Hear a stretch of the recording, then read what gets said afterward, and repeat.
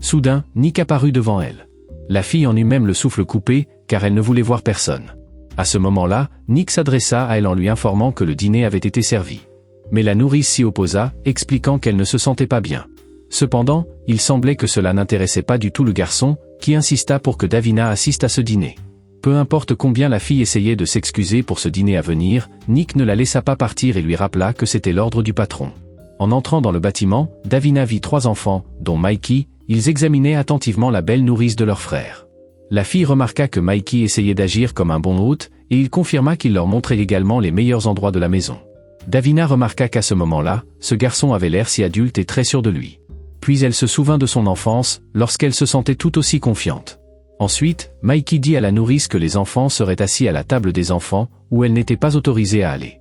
La nourrice fut un peu gênée, mais soudain, elle entendit la voix de Gabriel, qui proposait de l'y emmener. Elle s'y opposa, car c'était son anniversaire.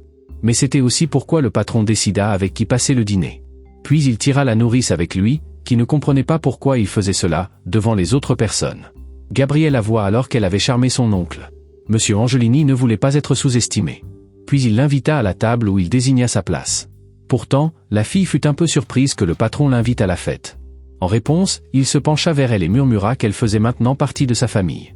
En même temps, Davina remarqua à nouveau que son patron avait un talent pour prononcer chaque phrase comme une menace. Mais ensuite, elle commença à regarder les invités, où ils étaient tous autant plus célèbres que les autres, et il y avait aussi un boucher célèbre. Puis Davina aperçut une autre dame dont elle avait lu quelque chose et réalisa que chacune de ces personnes pouvait être impliquée dans la mort de ses parents. Un jeune homme s'adressa alors à la fille en se présentant. C'était Cassiel, et elle apprit que cet homme était célèbre en tant que Casanova. Mais en réponse, Davina se contenta de se présenter poliment, et il dit immédiatement qu'il la voyait ici pour la première fois. Cassiel supposa alors qu'elle travaillait pour Gabriel, et elle confirma que c'était effectivement le cas. Le gars remarqua également que la fille était tendue et lui conseilla de se détendre, soulignant que personne ne se souciait d'elle sauf M. Angelini lui-même.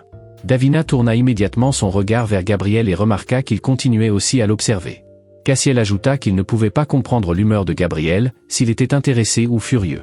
Il avoua également que lui et Gabriel étaient cousins, car ils avaient une arrière-grand-mère commune.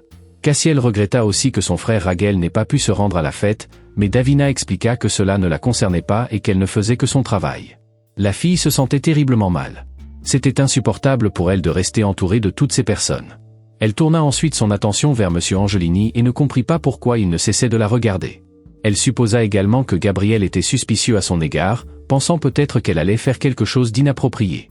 Puis ils apportèrent le dernier plat, et Cassiel invita la fille à les rejoindre dans la bibliothèque où le dessert serait servi, mais Davina refusa. Le jeune homme exprima finalement qu'il était ravi de la rencontrer. Il ajouta également que beaucoup d'entre eux déménageraient bientôt vers le nord, et peut-être qu'ils pourraient se voir plus souvent. La fille exprima que de telles nouvelles lui semblaient tout simplement merveilleuses et se dépêcha de quitter cette pièce. Dans le couloir, elle rencontra Madame Comte, qui lui demanda de ramener Mikey dans sa chambre car il était déjà fatigué et elle prit immédiatement le garçon dans ses bras et se dirigea vers sa chambre. Mikey n'avait pas encore eu le temps de goûter au gâteau, mais la nourrice lui assura qu'il pourrait manger ce dessert au petit déjeuner. En même temps, la fille comprit que ce serait très probablement la dernière matinée qu'elle passerait avec ce garçon. Souhaitant une bonne nuit au petit, la fille quitta sa chambre. Pendant ce temps, des pensées commençaient à s'agiter à nouveau dans sa tête. En fermant la porte derrière elle, Davina appuya ses mains contre celle-ci et fit un au revoir silencieux au garçon. Juste après cela, elle entendit la voix de son patron derrière elle qui savait que cela arriverait. Elle se retourna brusquement, mais à ce moment-là, elle ne savait pas du tout ce que M. Angelini allait dire. Il ajouta plus tard qu'elle avait été sur les nerfs toute la soirée, et que cela ne lui avait pas échappé, mais aussi aux autres. Ensuite, bien qu'il ne sache pas ce qui s'était passé, il conseilla à la nourrice de résoudre ce problème, car ils ne pouvaient pas montrer leur faiblesse. Mais la fille coupa court en disant qu'il n'y avait aucun problème, puis admit qu'elle s'inquiétait du fait qu'il lui avait menti. Gabriel s'interrogea sur ce qu'il lui avait exactement caché, et la fille le prit comme si cela faisait déjà plus d'une fois qu'il lui avait menti. Puis M. Angelini répéta à nouveau sa question dans un ton menaçant sur ce qu'il lui avait menti. Et alors Davina lâcha qu'elle savait ce que Gabriel avait fait à son cousin. Mais immédiatement, la fille se couvrit la bouche avec sa main, réalisant avec horreur qu'elle avait trop révélé, bien qu'elle ait de toute façon l'intention de démissionner. Gabriel ne nia même pas, excepté sa première phrase. Il assura qu'il ne lui avait jamais vraiment menti. Ensuite, la fille fut indignée que son patron n'ait même pas essayé d'aider Raguel, bien qu'il ait dit qu'il était en danger. Mais Gabriel n'avait pas dit qu'il allait l'aider, donc il n'y avait pas de mensonge dans ses paroles. Ensuite, la fille commença à dire qu'il l'avait utilisé alors qu'elle ne voulait pas s'occuper de ses affaires. Et qu'il l'avait menti pour obtenir son aide. Mais Gabriel n'avait pas le choix. De plus, il reprocha aussi à la nourrice d'avoir menti. Lorsqu'il lui avait donné accès au réseau, elle avait promis de vérifier uniquement les fichiers nécessaires. Mais elle ne comprenait pas ce que cela avait à voir avec ce qui se passait. Monsieur Angelini expliqua que lorsqu'elle avait commencé à fouiller sur eux, elle avait probablement pensé que personne ne le remarquerait. Davina pensa que Gabriel avait remarqué ses actions, mais ce n'était pas lui à ce moment-là. Il admit également qu'il était lui-même surveillé. L'homme dit que son oncle ne faisait confiance à personne et que tout ce qu'il faisait était transféré sur l'ordinateur principal à Venise. Ensuite, Davina réalisa que le programme de miroitage ne la surveillait pas du tout. Mais son patron Gabriel expliqua aussi que les actions de la fille avaient conduit à ce que son oncle la prenne et lui donne une leçon qui lui rappellerait ce qui arrivait au trader. Maintenant, Davina réalisa que Gabriel n'avait pas tué son cousin de son plein gré. Elle comprit qu'elle était elle-même responsable de tout, ainsi que de la punition de son patron. Gabriel essaya de la calmer, mais en même temps, il lui donna un choix. Soit il lui cachait des informations, soit elle participait à tout avec lui. À présent, Davina se trouvait face à un choix encore plus difficile, qui lui faisait également très peur, et elle ne savait pas quoi répondre. Davina ne comprenait pas pourquoi elle devait choisir, mais en même temps c'était elle qui fouillait dans la vie de la famille de Gabriel et qui s'immisçait dans le système. Elle commença alors à s'excuser auprès de son patron, expliquant qu'elle était simplement intéressée et qu'elle ne savait pas que quelqu'un pourrait mourir à cause de cela. La fille était si bouleversée par cela qu'elle ne put se contenir et éclata en larmes. Car c'était sa faute si une personne avait été blessée. Monsieur Angelini ajouta que tôt ou tard, il viendrait de toute façon pour Raguel. Ensuite, il assura que son cousin avait de la chance, car grâce à Gabriel, il était parti vers l'autre monde sans souffrir. Voyant maintenant la nourrice en larmes, il regretta même de l'avoir entraînée dans tout cela. Mais la fille était toujours convaincue que c'était sa faute. Gabriel complimenta plus tard ses compétences de piratage inégalées. C'est pourquoi il lui avait demandé de retrouver son cousin. Il savait que tout retard pourrait mal tourner, et que son oncle pourrait douter de sa loyauté. Mais la fille ne comprenait pas pourquoi Gabriel ne la renvoyait pas immédiatement après qu'elle avait mal agi. C'est juste que chacun avait ses propres secrets, et le fait que le patron ne lui ait pas menti ne signifiait pas qu'il lui avait tout dit. Puis monsieur Angelini s'approcha encore plus de la fille, et prenant ses mains, lui demanda de rester. Il avoua qu'il connaissait ses pensées de quitter la maison et que tout cela devenait trop pour elle. Mais il voulait qu'elle reste. Gabriel ajouta que Davina était nécessaire pour le garçon et pour eux deux. Bien qu'il semble que Mikey soit en sécurité, la fille ne comprenait pas pourquoi son patron était si confiant qu'il pourrait la convaincre, tandis qu'elle-même sentait que son avis changeait. Mais ensuite, elle repoussa monsieur Angelini, disant qu'elle avait besoin d'y réfléchir, et s'éloigna de lui. Gabriel ne la rattrapa pas et resta dans le couloir, espérant que cette fille prendrait la bonne décision. Pendant ce temps, elle s'était déjà enfermée dans sa chambre, essayant de trier ses pensées et de comprendre ce qu'elle faisait. Davina savait que sa tête était complètement vide lorsque Gabriel la regardait de cette manière. Elle comprit qu'il utilisait son inquiétude pour Mikey contre elle à son propre avantage. Pendant tout ce temps, la fille avait réussi à considérer de nombreuses personnalités de cet homme, se souvenant de sa colère. Il avait pris soin d'elle alors qu'elle s'endormait sur le sol et Gabriel s'était penché pour la réveiller doucement. Les souvenirs de Davina lui revinrent également à l'esprit, lorsque le jour de la piscine était arrivé et comment ils s'étaient tous amusés ensemble là-bas, mais cela ne lui sortait pas non plus de l'esprit. Chaque fois que monsieur Angelini disait quelque chose de menaçant à son oreille, la fille ne pouvait pas comprendre laquelle de ces personnalités était réelle et essayait d'imaginer ce qui se passerait si elle les mettait toutes ensemble. Elle se souvint aussi de cette conversation qu'ils avaient eue dans le jardin, lorsque Gabriel était sur le point de lui dire quel était son objectif pour Mikey. Davina se souvenait aussi très bien de la colère du garçon, expliquant que son père ne pouvait faire confiance à personne après avoir perdu sa femme. De plus, l'inquiétude de monsieur Angelini, qui ne voulait pas que son oncle ait des doutes sur sa loyauté, la perturbait. Davina sentit que Gabriel n'avait pas beaucoup de choses sous contrôle et qu'il l'avait choisi pour une raison complètement différente. Elle comprit aussi qu'elle ne méritait pas une confiance totale, elle pensait à son patron de manière négative, mais il s'avéra être différent. Puis la fille se rendit compte qu'elle s'écartait à nouveau de la règle de ne pas permettre d'attachements émotionnels. Mais elle ne comprenait pas comment ne pas céder aux émotions, car tout cela faisait remonter des souvenirs douloureux pour elle. À ce moment-là, la fille pouvait sentir l'odeur de la fumée. Mais ensuite, elle reprit soudain ses esprits et réalisa la dure vérité que la fumée était réelle et que la maison était probablement en feu. La première chose que Davina décida de faire fut de vérifier à quel point Mikey était en sécurité et s'il avait eu le temps de se blesser. Mais le feu faisait déjà rage derrière la porte. Cela ne l'arrêta cependant pas, et elle décida de sauver le garçon tout en se demandant si Gabriel pouvait s'en sortir.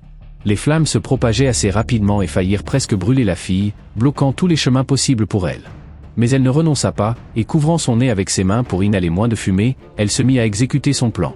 Bientôt, elle se trouva dans la chambre du garçon, où celui-ci était assis, effrayé, mais le feu n'était pas encore arrivé là. La nourrice enveloppa immédiatement Mikey dans une couverture, lui expliquant qu'il y avait un feu dans la maison et qu'il devait sortir d'ici le plus vite possible. Mikey voulut prendre son canard bien-aimé, qui était tombé dans le coin de son lit, mais il n'y avait pas de temps à perdre avec le garçon dans ses bras. Davina se précipita à nouveau dans le couloir, essayant de rejoindre la sortie le plus rapidement possible. Cependant, son chemin fut bloqué par un petit effondrement de planches qui avait déjà réussi à prendre feu et qui, en tombant, bloquèrent le passage. Davina comprit qu'il ne serait pas possible de sortir de la maison par les escaliers, et elle devait chercher une autre issue. Au loin, elle aperçut le chauffeur qui essayait de l'appeler, ainsi que le petit Mikey. La fille cria que le garçon était avec elle et qu'ils allaient essayer de sortir par la fenêtre. En courant, elle passa devant la chambre de Gabriel en feu, espérant qu'il n'était pas là lorsque l'incendie avait commencé. Ils se retrouvèrent bientôt dans un endroit où il n'y avait pas encore de feu, mais toute la pièce était remplie de fumée. La fille s'assit à côté du garçon qui ne cessait de s'inquiéter pour son père. Réalisant qu'ils étaient piégés, la nourrice commença à s'appuyer contre la porte du balcon, qui était bloquée pour une raison quelconque. Elle dut faire un effort, et avec une forte poussée, elle réussit à l'ouvrir et se retrouva immédiatement sur le balcon. Elle commença alors à inspecter la meilleure façon de descendre. Davina retourna ensuite chercher le garçon, qui lui demandait simplement de retrouver son père. Mais elle croyait que Gabriel pouvait s'en sortir. Elle expliqua au garçon que les escaliers étaient bloqués et qu'il devait descendre en utilisant les lianes sur le mur. Bien que Mikey soit très triste, il comprit que sa nourrice avait raison et acquiesça, la laissant lui porter sur son dos. Davina lui demanda de bien s'accrocher et se prépara à descendre. Au moment suivant, elle enjambait la balustrade, cherchant avec ses pieds nus un endroit où se poser sur les épines de liane, qui lui creusaient la peau sur les bras et les jambes, ainsi que sur le visage, mais elle ne renonçait pas. Puis les branches pas si épaisses commencèrent à craquer et Davina réalisa que cette plante ne tiendrait pas pour tous les deux. En tournant la tête, elle vit plusieurs buissons juste en dessous d'eux et décida que cela pourrait être leur chance. En tournant le garçon pour qu'il soit devant elle, la fille se prépara à sauter. L'atterrissage n'était pas aussi doux que Davina l'avait supposé, mais c'était tout de même mieux que de tomber au sol. Puis les branches des buissons se redressèrent légèrement et elle et le garçon roulèrent sur l'herbe, protégeant sa tête en tombant au sol. La fille était heureuse d'avoir réussi à sauver Mikey, qui essayait déjà de s'échapper de son étreinte. Le garçon pensait toujours à son père et était anxieux de le retrouver dès que possible pour s'assurer qu'il allait bien. Mais il ne voyait que le feu et la désolation autour de lui. Il commença alors à demander à la nourrice où était son père et pourquoi il n'était nulle part en vue. Ils aperçurent bientôt une foule de gens qui avaient réussi à sortir de la maison en feu, mais M. Angelini n'était toujours pas là. Puis ils croisèrent le chauffeur, Adam, qui était très heureux que le garçon et la nourrice aient réussi à s'échapper. Davina se demanda s'il avait vu Gabriel et le chauffeur supposa que le gentleman avait pu sortir par la porte de derrière. De plus, la fille ne comprenait pas pourquoi l'alarme incendie ne s'était pas déclenchée, mais Adam était sûr que tout cela avait été mis en place intentionnellement. Davina se remémora à nouveau ce jour maudit de son enfance. Et à ce moment-là, l'alarme incendie ne s'était pas déclenchée non plus.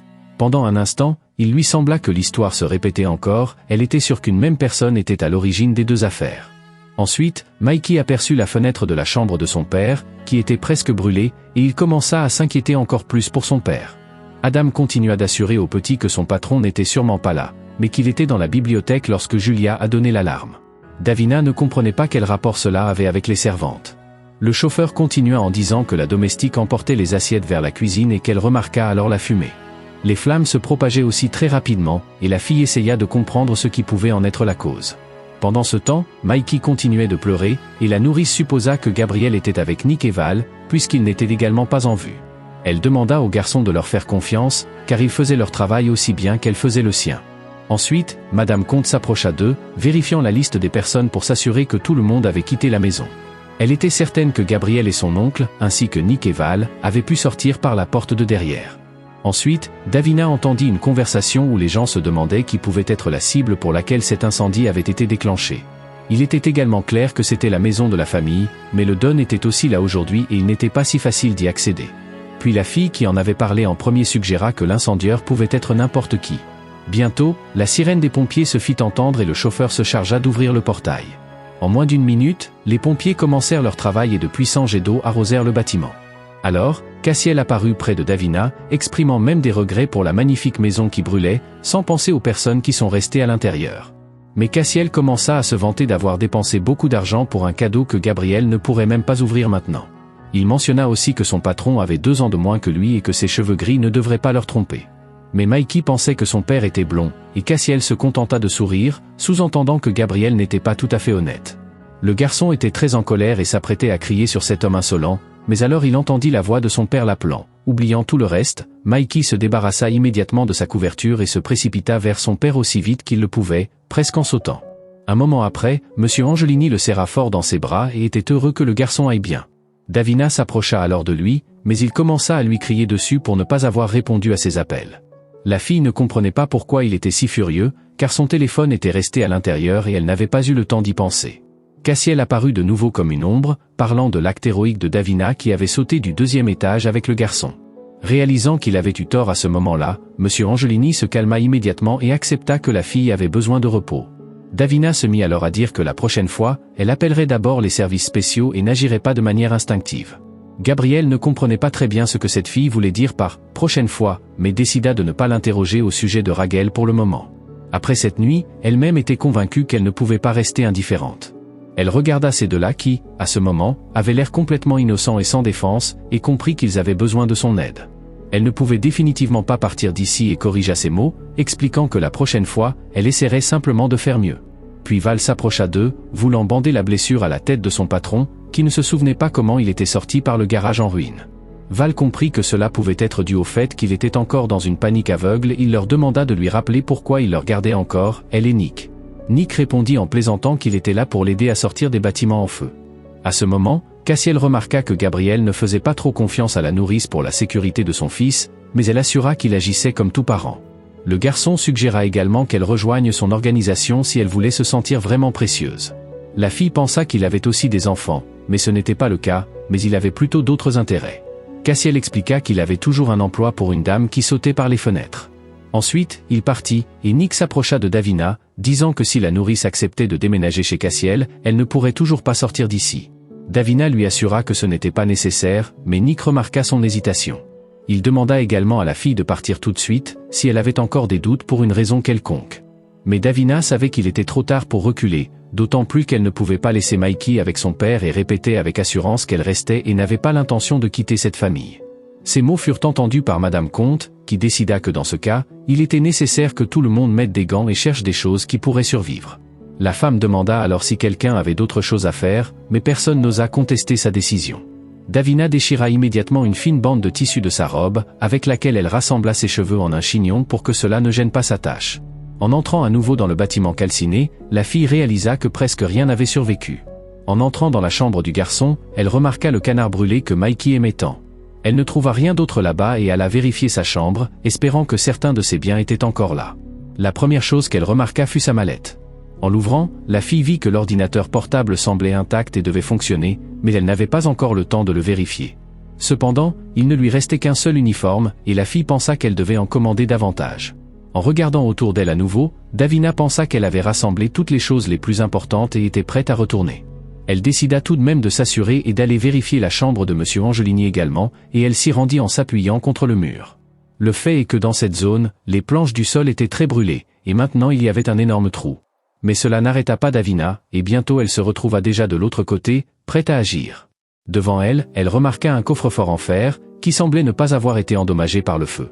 Cela lui sembla même un peu étrange qu'une telle antiquité traîne dans une maison remplie de nouvelles technologies.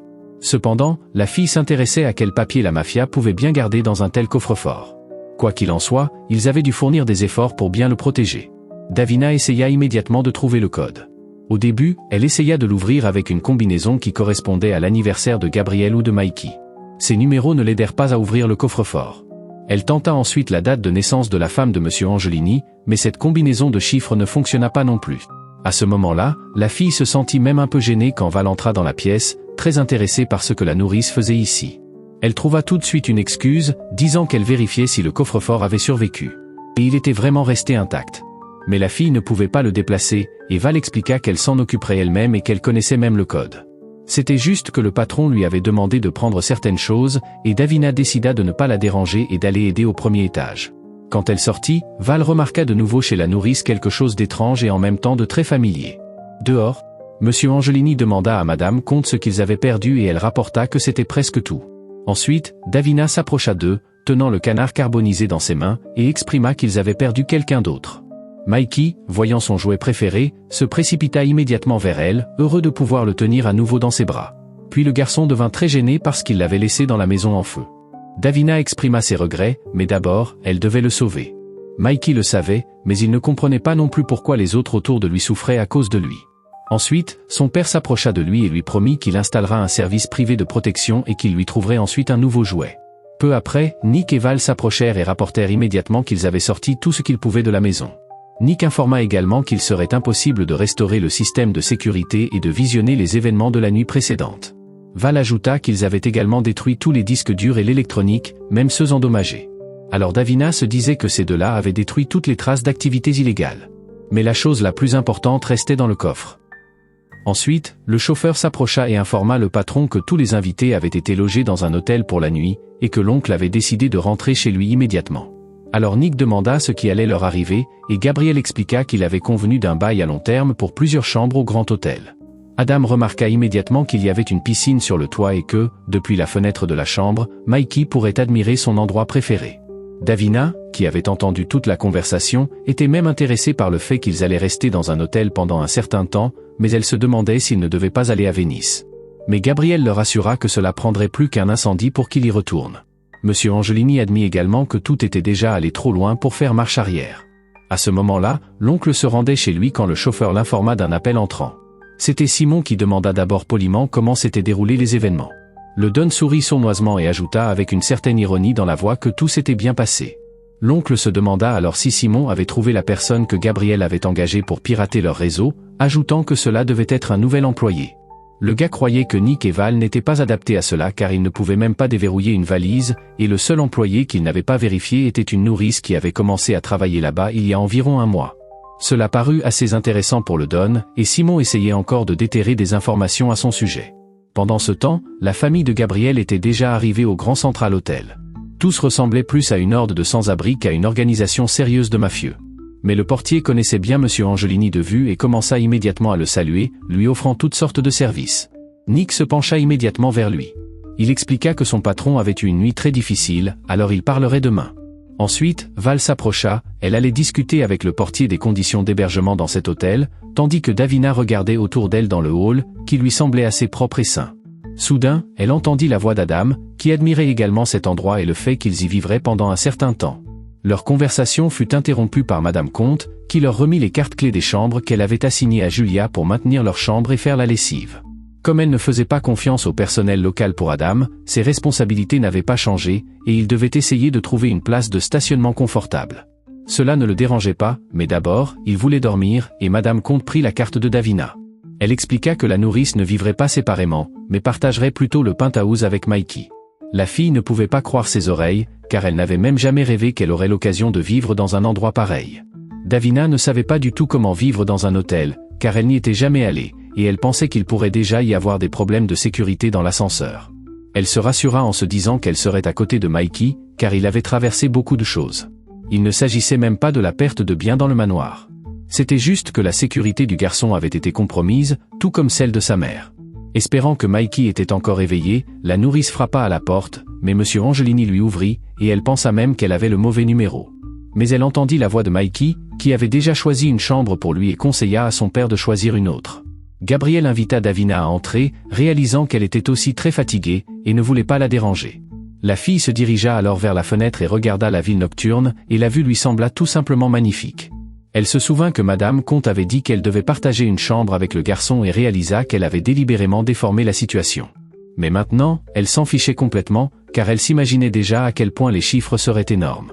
Ensuite, Davina entra dans un petit couloir et réalisa qu'il n'y avait que 3 chambres à cet étage. Pour elle, Mikey et Gabriel. Cela gêna même un peu la fille, et elle suggéra à Monsieur Angelini qu'elle pourrait prendre une autre chambre, mais il voulait qu'elle reste près de son fils et n'accepterait pas de refus.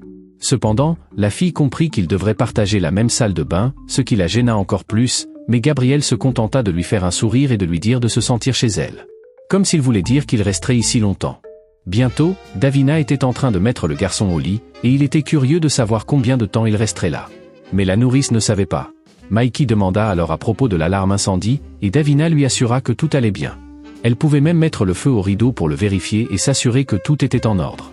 Lorsqu'elle se pencha plus près de Mikey qui était allongé, elle lui assura qu'elle n'hésiterait pas à mettre une allumette au rideau pour son bien. Le garçon remercia la nourrice pour ses soins, et elle décida de le laisser dormir, lui souhaitant bonne nuit en sortant de sa chambre. Davina réalisa soudain qu'elle avait été si occupée par tout et qu'elle n'avait même pas encore pris de douche. En se préparant pour se laver, elle espérait que le bruit de l'eau ne réveillerait personne. En pensant que les autres étaient déjà endormis, elle se tenait sous le jet chaud pendant un certain temps, jusqu'à ce qu'elle soit sûre que l'odeur de fumée avait complètement disparu. En enfilant un peignoir doux et en se coiffant, Davina réalisa soudain qu'elle pourrait rapidement s'habituer à un tel luxe. En même temps, elle se rappela que cela ne durerait pas longtemps, mais elle aimait quand même les conditions dans lesquelles elle se trouvait maintenant. Puis M. Angelini apparut, qui, selon la fille, aurait déjà dû être endormi. Mais il réalisa que personne ne s'était occupé des bleus de la fille. Elle s'opposa en voyant la trousse de premier secours dans ses mains et avoua qu'elle avait déjà soigné ses blessures elle-même. Mais Gabriel insista pour bander ses blessures, car c'était le minimum qu'il puisse faire pour elle. Monsieur Angelini n'oublia pas qui avait tiré son fils de l'incendie et s'excusa auprès de la nourrice d'avoir été si dur avec elle. La fille considérait cela comme son devoir, tout comme Gabriel, mais il était juste attristé en réalisant qu'il ne pourrait pas rejoindre son enfant. Ensuite, il se souvint de leur conversation juste avant l'incendie, et il n'était pas sûr de ce qu'il devait faire s'il décidait de partir immédiatement. Davina lui assura que peu importe ce qu'elle déciderait, elle ne laisserait jamais Mikey. Puis la fille admit qu'une fois, quelqu'un l'avait sortie d'une maison en feu de la même manière. Davina était si fière de cette femme qu'elle avait décidé de devenir comme elle. Et maintenant, tout ce que la fille faisait pour Mikey, elle pouvait le faire grâce à cette femme. Lorsque M. Angelini eut terminé de bander ses jambes, la fille le remercia pour ses attentions. Ensuite, Gabriel était sur le point d'aller se reposer, mais se souvint qu'il voulait encore dire quelque chose à la nourrice. Ensuite, il sortit une petite clé de sa poche et la remit à la fille. Mais elle ne comprenait pas à quoi servait la clé. Gabriel expliqua qu'il s'agissait de la clé de sa chambre et qu'elle pouvait se verrouiller pour plus de sécurité si elle le souhaitait. Il avoua aussi qu'il était plus agréable pour lui d'être avec elle à cet étage plutôt qu'avec Nick, qui traîne des couteaux partout, même aux toilettes. Ensuite, Gabriel laissa la fille seule, lui souhaitant bonne nuit. Elle essaya de comprendre dans quoi elle s'était engagée en retournant dans la chambre. Elle se sentait fatiguée, mais il y avait quelque chose qu'elle devait faire pour la sécurité de Mikey. Elle décida de commencer par enregistrer les caméras de vidéosurveillance de l'hôtel et d'identifier les vulnérabilités ici. Lorsqu'elle eut une vue d'ensemble, Davina remarqua que les caméras couvraient presque tous les endroits. Il y avait un portier à chaque entrée. La situation avec les invités lui semblait maintenant la plus difficile, car il était plus compliqué de les contrôler que le personnel de l'hôtel. Davina décida également que Mikey ne devait pas quitter la chambre sans elle pour qu'il ne lui arrive rien. Puis elle se souvint d'autre chose et écrivit une lettre à Barbara pour lui dire qu'elle avait décidé de rester et lui demanda également d'envoyer un ensemble d'uniformes à l'hôtel le lendemain matin. Davina essaya d'appeler Mikey hors de la chambre pour ne pas être en retard au petit déjeuner. Mais il avait honte de sortir comme ça. La fille promit d'aller faire du shopping immédiatement après le petit déjeuner. Puis Gabriel apparut, pensant que son fils n'était pas encore prêt. Ensuite, le garçon sortit de la chambre, demandant à son père de convaincre la nourrice qu'il ne pouvait pas se montrer en public dans cet état. Nick, qui aimait taquiner le garçon, ne put s'empêcher de l'appeler un mignon charmeur, et Gabriel fit remarquer que le pyjama de l'hôtel ne lui irait définitivement pas. Mikey était contrarié parce que son père ne lui avait pas pris de costume. Mais son père lui rappela qu'il avait déjà grandi de toute façon. Le garçon admit qu'il valait mieux le porter que de ne pas avoir de vêtements du tout, et la nourrice lui promit qu'il ferait une commande urgente chez le tailleur. Maintenant, Mikey n'avait plus qu'à enfiler des chaussures. Pendant que le garçon enfilait ses chaussures, Gabriel, Nick et Val discutaient de la nécessité d'ouvrir de nouvelles entreprises. Nick suggéra encore de se concentrer sur ce qui s'était récemment passé, mais M. Angelini pensait que Val s'en sortirait parfaitement. La nourrice parlait à Mikey à ce moment-là, lui promettant qu'ils iraient dans n'importe quel magasin qu'il voudra juste après avoir mangé. Quelques heures plus tard, il revenait déjà avec quelques paquets, et Mikey était heureux de ses achats. Le garçon informa immédiatement son père qu'il avait maintenant beaucoup de nouvelles cravates et plusieurs superbes costumes. Gabriel trouva qu'ils étaient revenus rapidement, mais son fils convainquit les vendeurs qu'il valait mieux travailler avec lui. Ensuite, Davina s'approcha et avoua honnêtement qu'ils avaient dépensé 2 fois plus que prévu, et le garçon, ravi de son apparence présentable, demanda s'il pouvait retourner au cours de dessin. Mais M. Angelini était contre cela, car il pensait que c'était dangereux d'y aller. Ensuite, la nourrice suggéra au garçon de s'inscrire à un autre cours de dessin, mais il voulait voir Louis. Gabriel ne savait pas qui était Louis, et Davina expliqua que c'était un autre garçon de la classe. Mikey croyait également que son ami avait besoin d'un accompagnement. Alors, la nourrice proposa qu'ils puissent inviter ce garçon chez eux et qu'elle pourrait trouver ses coordonnées via l'école. Elle lui rappela qu'il pouvait avoir une journée à la piscine, et Mikey aimait beaucoup l'idée, mais maintenant il avait aussi besoin de nouveaux maillots de bain. Monsieur Angelini demanda à son fils qui étaient les parents de son ami, et il répondit qu'il travaillait comme dentiste. Gabriel réfléchit un moment, puis accepta de recevoir l'ami de son fils avec sa nourrice, mais rappela à Davina de veiller sur lui. Le lendemain, Mikey et sa nourrice se tenaient à la porte en attendant l'arrivée de Louis. Lui et sa nourrice arrivèrent à l'heure convenue, et les garçons étaient très heureux de se voir. La nourrice de Louis admit que son Mikey manquait beaucoup à son ami. Même après cet incident en classe, Louis s'approcha de Mikey, lui offrant un nouveau petit canard parce qu'il avait entendu dire que sa maison avait brûlé. Cela sembla très mignon au fils du mafieux, car l'hôtel ne semblait pas désireux de lui en fournir. Davina proposa aux garçons de se changer dans leur chambre, puis ils pourraient bientôt monter sur le toit à la piscine. Mikey montrait le chemin à son ami, qui admirait tout, mais pas seulement lui, sa nourrice, qui n'avait jamais été dans le penthouse. Pendant que Davina se préparait à s'installer, elle entendit soudain une voix familière l'appeler. En se retournant, elle vit Nick en train de prendre un bain de soleil et lui demanda immédiatement ce qu'il faisait là. Il lui demanda de deviner, puis ajouta qu'aujourd'hui était le jour de la piscine et qu'il ne voulait pas manquer une telle occasion. Puis Nick avoua que le patron travaillait avec Val aujourd'hui et que ses talents n'étaient pas très demandés. Davina fit remarquer que ses talents n'étaient effectivement pas très raffinés, mais Nick ne trouva pas cela drôle. Il ajouta aussi qu'il ne ferait qu'effrayer tout le monde, alors il avait permis à Val de rassembler des informations. Au départ, la fille pensa que cet homme parlait d'un incendie qui avait eu lieu dans la maison des Angelini, mais Nick ne se pressait pas de répondre et sirotait tranquillement sa boisson fraîche. Cependant, la nourrice ne le quittait pas des yeux. Nick suggéra également que cette affaire pouvait être gérée par l'un de ses hommes, ou plutôt quelqu'un de la famille. Mais après quelques secondes, le jeune homme ajouta que cela pouvait même être quelqu'un du personnel. En entendant cela, la nourrice réfléchit à ce qui était arrivé à sa famille. Maintenant, Davina était encore plus convaincue que le même homme était responsable des deux événements à ce moment-là. La fille réalisa qu'elle était un pas plus près de résoudre ce mystère, mais en même temps, des souvenirs tristes la submergèrent. Elle fut distraite de ses pensées par Anna, qui demanda la permission de prendre la clé de sa chambre. La nourrice de Louis expliqua la raison de cette demande, elle voulait aller aux toilettes, et apparemment elle en avait vraiment besoin. Davina accepta, puis les garçons l'appelèrent pour qu'elle se joigne à leur jeu amusant, et elle décida de ne pas leur refuser. Anna s'approcha du sac de Davina et en sortit la clé, regardant autour d'elle comme si elle allait voler quelque chose.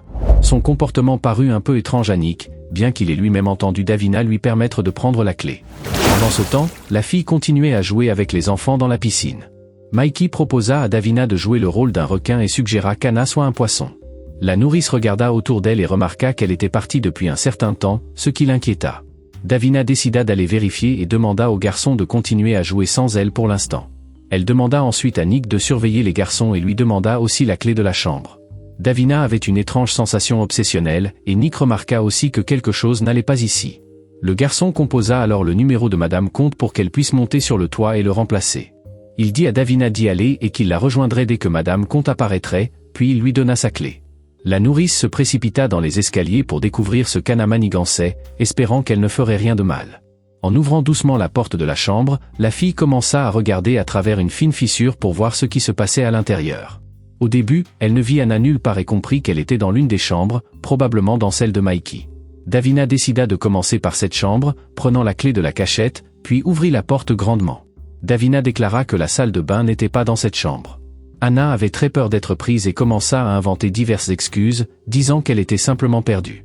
Mais la nourrice ne l'écoutait pas et la repoussa immédiatement. Ensuite, elle verrouilla la porte pour qu'Anna ne puisse pas s'échapper, ce qui effraya beaucoup la nourrice de Louis. Après cela, Davina commença à lui demander pourquoi elle était vraiment venue ici, puis lui prit son sac. Anna était encore plus effrayée, réalisant que maintenant la propriétaire de la chambre pouvait l'exposer. C'est alors que Davina secouait le contenu de son sac, et vit plusieurs objets, y compris des coupe-fils et un tournevis. Elle trouva également un dispositif d'écoute, qu'Anna n'avait pas encore eu le temps d'installer. La nourrice du mafieux commença à interroger la détenue. Combien d'autres appareils espions avait-elle réussi à installer, mais elle ne confessait rien. Alors Davina décida d'utiliser ses compétences et commença immédiatement à examiner la chambre avec un œil entraîné. La première chose qu'elle remarqua fut que le réveil n'était plus à sa place, mais légèrement déplacé. La fille remarqua aussi qu'une lumière supplémentaire clignotait dans le détecteur de fumée, ce qui ne devait pas être le cas. Après avoir examiné les murs, Davina remarqua qu'une prise factice avait été ajoutée sur l'un d'eux, et c'était un autre dispositif d'écoute. En rassemblant tous les appareils en une pile, la fille ne pouvait pas comprendre quel monstre il fallait être pour mettre des appareils espions dans la chambre d'un enfant. Puis elle entendit un coup à la porte et appela immédiatement Nick, qu'elle se précipita d'ouvrir. Voyant les appareils espions, le garçon décida de conduire la détenue dans la chambre de Gabriel avant qu'elle ne fasse quelque chose d'autre. Anna jura qu'elle ne savait rien, mais Nick ne la crut pas et supposa également que le garçon Louis pouvait être impliqué. La nourrice des garçons cria immédiatement qu'il ne devait pas le toucher, car elle ne devait pas le perdre de vue. Alors qu'il l'emmenait, Anna continua de prouver que ces objets n'étaient pas pour elle et qu'elle n'en savait rien. Davina retourna à la piscine et proposa au garçon une friandise glacée, ne donnant pas l'impression que quelque chose s'était passé dans la chambre. Ils étaient si contents de ces douceurs qu'ils ne demandèrent même pas où était passée Anna. Pendant ce temps, Madame Comte s'approcha de la nourrice et demanda si tout allait bien, et elle rapporta que Nick s'occuperait de tout. Un peu plus tard, en retournant dans la chambre, Louis demanda la permission de Mikey pour lui rendre visite à nouveau. Celui-ci n'y voyait pas d'inconvénient. Puis ils rencontrèrent M. Angelini, qui était heureux que son fils passe une journée amusante. Nick, pendant ce temps, partagea avec la nourrice qu'Anna avait tout avoué, mais elle ne savait pas qui ils étaient, ni pourquoi elle avait été chargée d'installer les appareils espions. Lorsque Davina demanda qui lui avait donné cette tâche, elle apprit que c'était la mère de Louis qui était la responsable. Ensuite, un chauffeur s'approcha de Gabriel et l'informa qu'il avait des invités assez importants. Et le père de Mikey réalisa que c'était la mère de son ami. Lorsque Louis vit sa mère, il ne comprit pas pourquoi elle était là. Mais elle était venue corriger une erreur. Monsieur Angelini, en voyant cette femme, la reconnut immédiatement. Avant cela, il n'aurait même pas pu penser que Louis était son fils. Davina demanda immédiatement à Nick qui était cette Madame Lavigne et découvrit qu'elle était à la tête de la mafia française. Gabriel ne pouvait pas croire que son fils avait appelé les parents de Louis des dentistes, mais Madame Lavigne expliqua que son mari était dentiste. Nick murmura à la nourrice que cela expliquait comment cette mafia avait pu s'emparer du marché des médicaments sur ordonnance. Monsieur Angelini, bien qu'heureux de saluer Madame Lavigne, avait encore une question sans réponse. Il faisait référence à son acte envers la famille Angelini, tout en lui montrant en même temps Anna ligotée.